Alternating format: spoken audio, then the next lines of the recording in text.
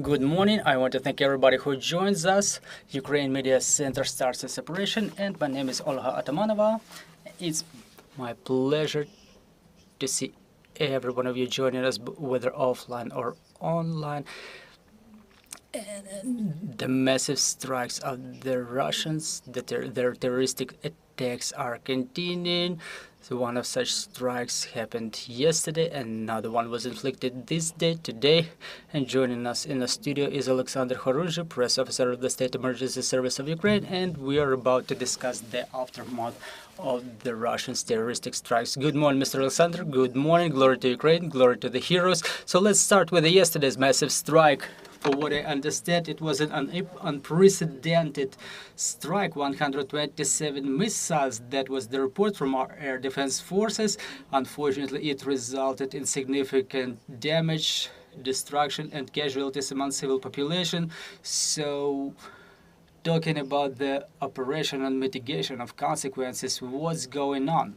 Well, yesterday, in fact, the rescuers were really facing a difficult situation, and they really took an intense effort.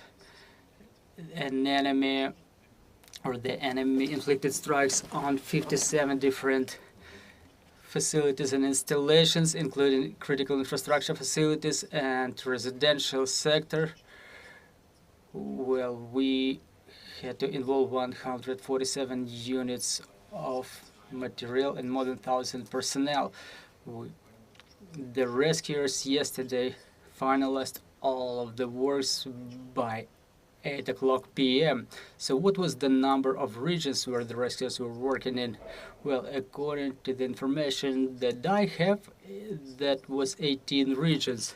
18 regions is where our rescuers were having their missions.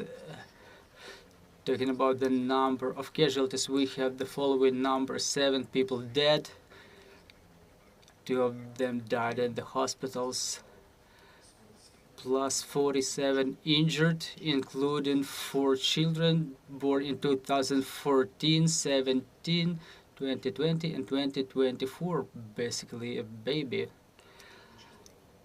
A lot of work was done, and today we have another strike, and we have more work coming. Well, our condolences to the families of all of the casualties. And what is the situation for today? We see those strikes in Kryvyi Rih and other regions of our country. What do you know for the time being? Well, let me add a couple of words about yesterday.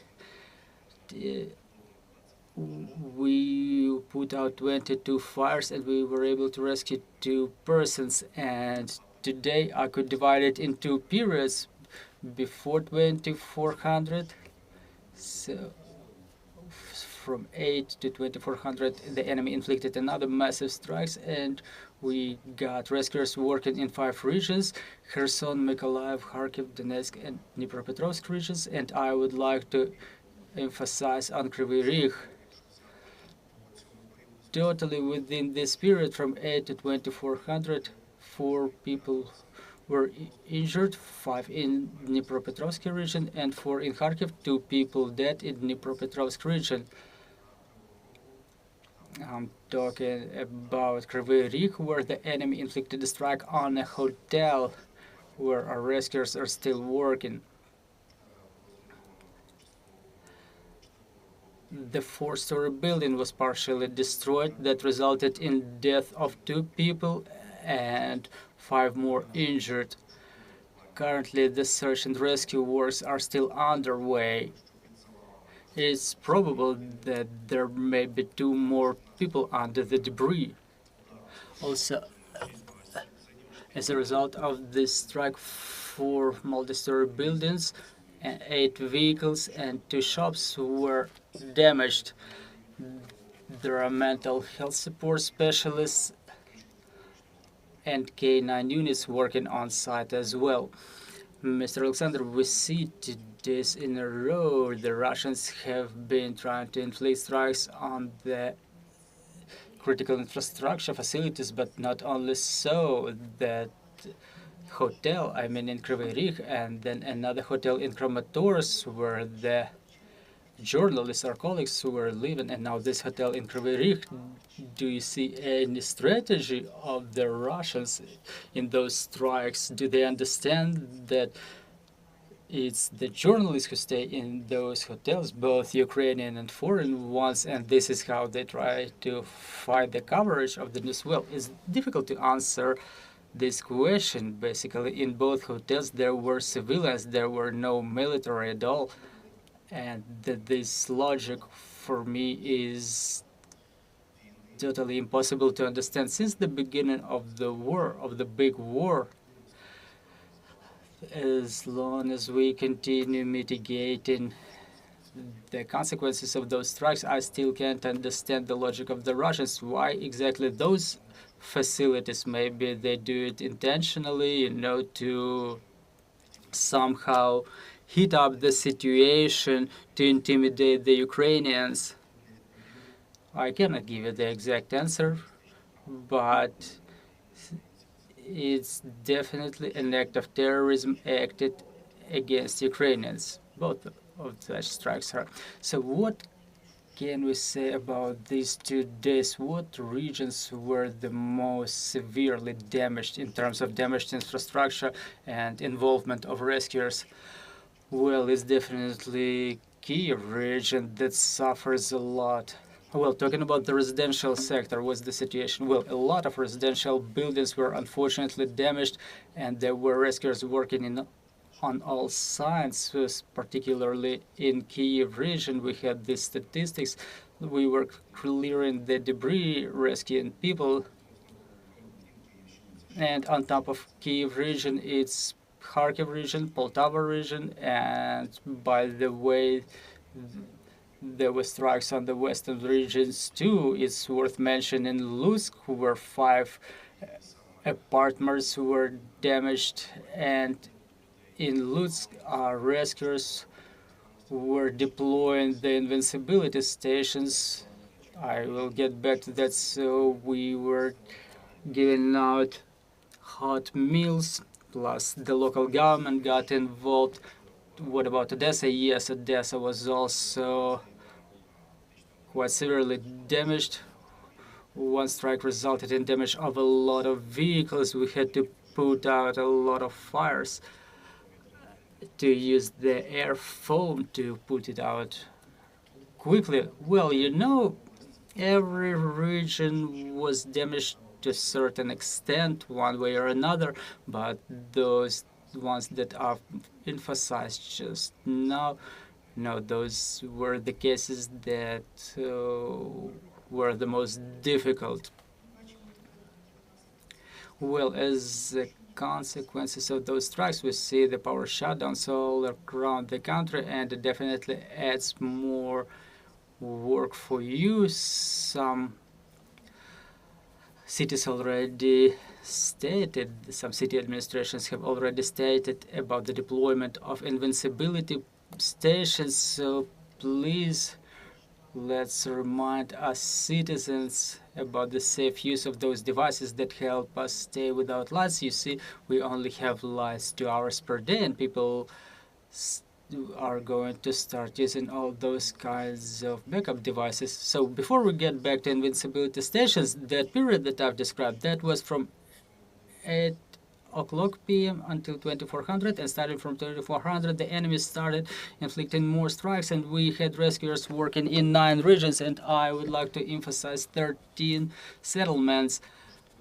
where 28 facilities were damaged, including residential buildings. 2 people dead in Zaporizhia region, 5 more injured, 4 in Zaporizhia, 1 in Donetsk region, and I would like to stress Kupiansk as a node point of Kharkiv region. There was fire in the area of 180 square meters in a number of residential buildings. The firefighters were working to put out the fire. The fire was mitigated. So talking about the invincibility stations, the state emergency station has already prepared more than 700 invincibility stations, including the stationary ones and the mobile stations. Well, the invincibility stations are based in the firefighting stations, so everyone can come there, charge their gadgets, get relevant aid and support. Everyone is properly briefed, so all of the invincibility stations are open for the citizens.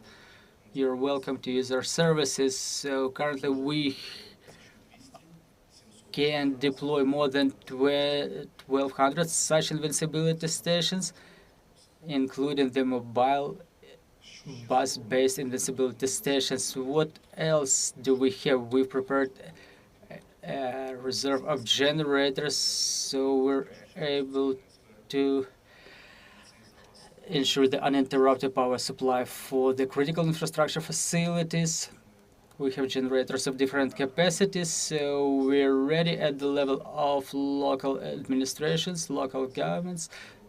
There were the meetings of relevant emergency commissions in order to ensure the proper plan of actions during power shutdowns. So those were the activities we were involved to. We've also prepared the reserve of rescuers and material to properly respond to probable or potential emergencies. So talking about the safety measures, the practice demonstrates that during long-term power shutdowns, we have to be cautious because, first of all, let's start with basic things, the candles. The distance from the open fire should be at least 1 meter to the flammable materials, so please make sure the candles are staying on the stable ground, they don't fall, and don't leave the open fire unattended. The generators can in no case be left in any facilities. The desirable distance from the open windows should be at least 6 meters. The generator should be certified, properly connected, and the fuel should be stored in the dedicated premises. Talking about those touristic furnaces, well, there were cases when they were exploding, injuring people and resulting in fire. So again, everything should be straight there. First, the certified products, then the bottles should be stored separately. If you use the burner, it should be stationed in the ventilated area, and don't leave it on top of the oven, because you know the way it happens, the oven goes back on. As the power goes back on, it's getting heated, the bottle expands and detonates. And it's desirable to have the distance from this bottle to that pan or bowl you're heating, the bigger the better, because the temperature from that pan can be transmitted to the gas bottle, and you can just check the connection using the diluted soap, but don't use the burners. Our best recommendation is not to use the burners in the closed quarters. Thank you very much for your advice and recommendation. And the last question I would like to ask, we keep track of the situation in Donetsk and Kharkiv region and other hot regions of our country. So what are the additional measures that you take there? What is the situation over there, specifically with the work of the rescuers? Well, there are security algorithms developed for our rescuers, and yesterday those algorithms were working, both yesterday and this night. The air raid warning was on almost all the time, and those algorithms, those procedures, they contemplate specific way of actions for our rescuers. And let me remind you, starting from the beginning of the big war, 95 rescuers were dead as a result of Russian aggression. So those activities contemplate reinforced armor for our rescuers. Well, it's difficult to work on debris. Imagine you have to throw around big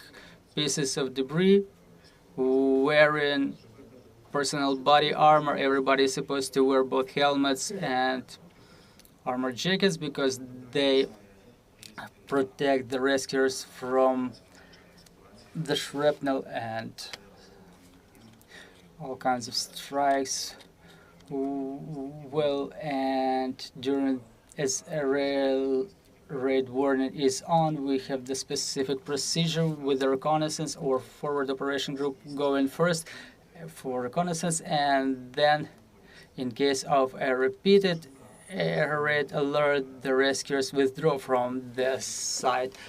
Well, there are additional procedures I cannot mention now, but we were witnessing a number of times when the enemy was trying to target the area or some specific site repeatedly to inflict more damage on the representatives of rescue services. And again, it's another act of terrorism because rescuers are no combatants and they are protected by Geneva Convention. Russians are supposed to understand it, but they have no morals or legal standards. However, we keep working and we will continue working to make sure that we can provide aid instantaneously, and no matter the procedures, we will try to keep track of the situation to make it in the most efficient manner. Sorry. I would like to thank you. I would like to thank all of the team of the State Emergency Service, and I would like to thank all of the security and defense forces who provide us with the opportunity to gather here and to keep you informed about the latest events. I want to thank everybody who joined our broadcast. Glory to Ukraine, glory to the heroes. Thank you.